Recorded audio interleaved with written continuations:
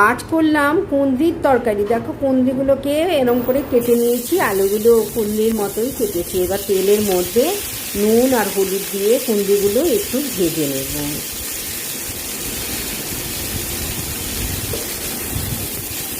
এগুলো একটু টক টক হয় বলে আমি টমেটো দিয়ে নিই। তো দেখো এবার ভাজা হয়ে গেছে। এবার ওই কড়াইয়ের মধ্যে তেল দিয়ে একটু কালো জিরে দিলাম, আর মশলা নিচে জিরে, ধনে, হলুদ আর শুকনো লঙ্কার গুঁড়ো আর পেঁয়াজ কুচিগুলো দিয়ে দিলাম, রসুন কুচিও দিয়ে দিয়েছি।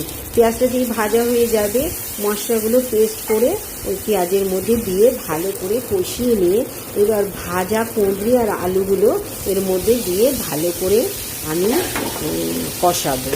এতে জল দেব না, জল দিলে খেতে অত ভালো লাগে না। এবার নামাবার আগে একটু মিষ্টি দিয়ে দিলাম। তো হয়ে গেল আমার কুঁদরি আলুর তরকারি। তোমাদের রেসিপিটা কেমন লাগলো কমেন্টে জানিও। পরের ব্লগে